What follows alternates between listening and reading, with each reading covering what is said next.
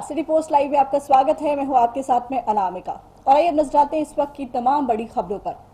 चीन अपनी कंपनियों के खिलाफ भारत के कड़े कदम और चीनी उत्पाद के खिलाफ माहौल से बौखला गया है। सीमा विवाद के बीच बीजिंग और दिल्ली दोनों जगहों पर चीन ने भारत के सामने अपनी कंपनियों के संरक्षण का मसला उठाया है।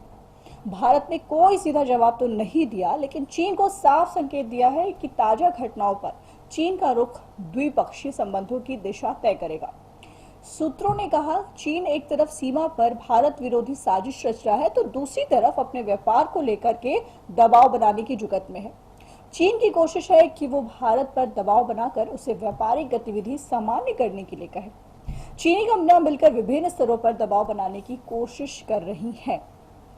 आपको बता दें कि सूत्रों के अनुसार जो खबर आ रही है वो है कि भारत ने कोविड संकट के वक्त भी चीन को स्पष्ट किया था कि इस संकट से निपटने में सहयोग दोनों देशों के भावी संबंधों की दिशा को तय करेगा।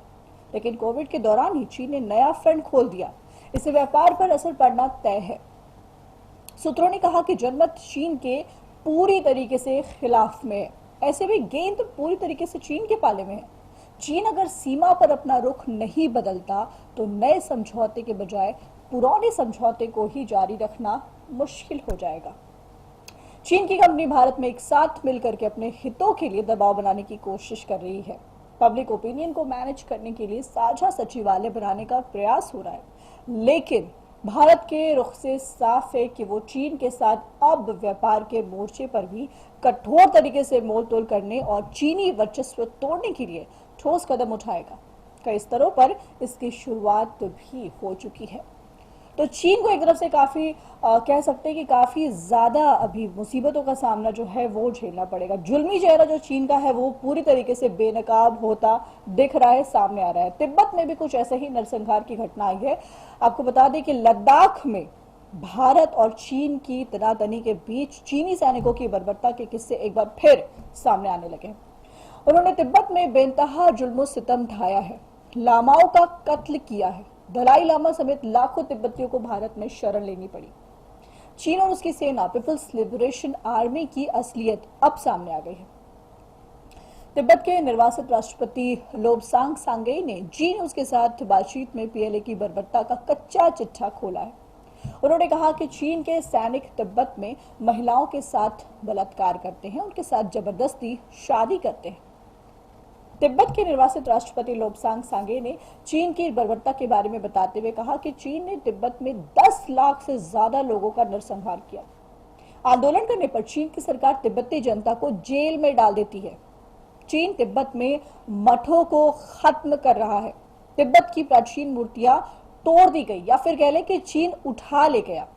उन्होंने कहा कि तिब्बत में चीन ने लामाओं का कत्ल किया है। इतना ही नहीं, चीन के सैनिक मठों में मांस पका करके खाते थे। चीन के अत्याचार का सबसे बड़ा सच, तिब्बत में चीन के सैनिकों ने लामाओं को मारा।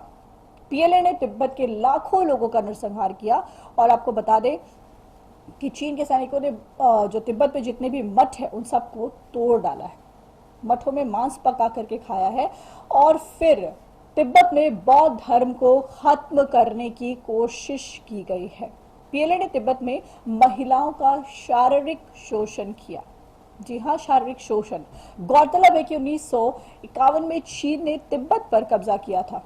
तिब्बत के लोगों का आरोप है कि पिछले 69 साल में वहां चीन का दमन चक्र जारी है। अब चीन ने तिब्बत पर कब्जा किया। उस समय माओ त्से तुंग चीन के नेता थे। दलाई लामा तिब्बती लोगों के सबसे बड़े नेता थे, लेकिन चीन ने दलाई लामा को तिब्बत छोड़ने पर मजबूर कर दिया।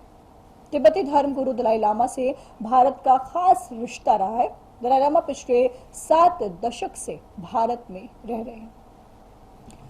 इन सबके बाद आपको बता दें कि चीन का अब जो है वो पसीना छूटता हुआ नजर आ रहा है। जी हाँ, पहाड़ पर भारत तैयार है तो समुद्र में अमेरिका ने घेर रखा है। ऐसे में चीन का पसीना छूटना तो वाजिब सी बात है।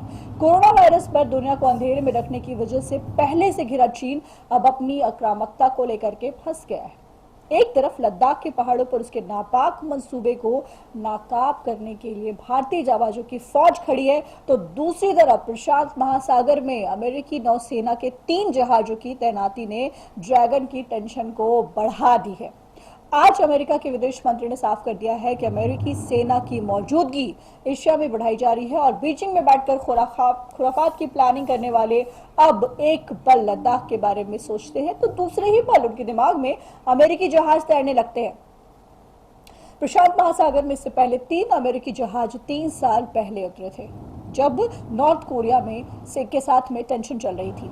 हालांकि अमेरिकी नौसेना के जहाजों की तैनाती भारत चीन सीमा पर तनाव की वजह से ही नहीं हुई है, लेकिन ये चीन के बड़े रणनीतिक गुणाभाग का हिस्सा जरूर बन गया है। इस बीच अमेरिकी विदेश मंत्री माइक पोम्पियो ने कहा कि भारत, मलेशिया, इंडोनेशिया और फिलीपींस जैसे देशों के लिए चीन से बढ़ रहे खतरे का मुकाबला करने के लिए अमेरिका अपने बलों की वैश्विक तैनाती की समीक्षा कर रहा है, जिससे कि उचित स्थानों पर इसकी मौजूदगी सुनिश्चित हो सके। और खबरों में आगे है कि आपको बताएं कि खबरों में बहुत सारी खबरें जो आगे हम आपको बताने वाले हैं। इसके साथ ही साथ बता दें कि कोरोना वायरस की बात हो गई। अब आपको बता दें कि नेशनल सिक्योरिटी एडवाइजरी में हाल ही में कार्यकाल पूरा करने वाले नौसेना expert vice admiral Anil Chopra ने कहा कि नेवी के मूवमेंट से चीजें आगे बढ़ती हैं। जब आप टकराव वाले इलाके से उन्हें ले जाते हैं तो यह एक संदेश भेजता है। एक वाहक यूएस प्रशांत तट से दूर है जबकि दूसरा फिलीपींस के पास है। यूएसएस थियोडोर रूजवेल्ट वियतनाम की तरफ बढ़ रहा है। पेंटागन के Asia Pacific centre for security studies के प्रोफेसर मोहन मलिक कहते हैं कि इस लोकेशन का मतलब है कि युद्ध की स्थिति में इन जहाजों को मलक्का जलसंधि और बंगाल की खाड़ी में तैनात किया जा सकता है। यूएसएस रूजवेल्ट एक सुपर करियर है जो कि भारत और चीन के जहाजों से 3 गुना ज्यादा बड़ा है। इसके युद्ध समूह में क्रूजर, विध्वंसक, रुकवैटरन और पनडुब्बी होंगे। मालिक कहते हैं पूर्वी हिंद महासागर में विमान वाहक पोतों को भेजकर अमेरिका भारत के खिलाफ चीन और पाकिस्तान को 2 मोर्चे खोलने से रोक सकता है। इसके साथ ही अमेरिका और चीन के बीच कोल्ड वॉर में भारत एक अग्रिम देश है। भारत के साथ सीमा पर चीन का सैन्य दबाव साफ तौर पर भारत की बढ़ती ताकत की वजह से है। बीजिंग भारत में शांत वातावरण को खराब करना चाहता है जो कि भारत के आर्थिक विकास के लिए जरूरी है और इससे चीन के साथ पावर गैप कम होगा। मार्च में अमेरिका युद्धपोत कोरोना वायरस की चपेट में आ गए थे। हिंद और प्रशांत महासागर में केवल एक फंक्शनल जहाज बच गया था। इस दौरान चीन ने ताइवान के क्षेत्र में नेवी और एयरफोर्स की घुसपैठ बढ़ा दी और हांगकांग पर पकड़ मजबूत कर ली। चीन ताइवान पर हमला न करते इस आशंका को देखते हुए अमेरिका ने वायरस मुक्त हो चुके जहाजों और 8 परमाणु पनडुब्बियों को प्रशांत महासागर में एक्टिव कर दिया है। और इसी के साथ इस खबर में फिलहाल इतना ही। अनामिका को दीजिए इजाजत। नमस्कार।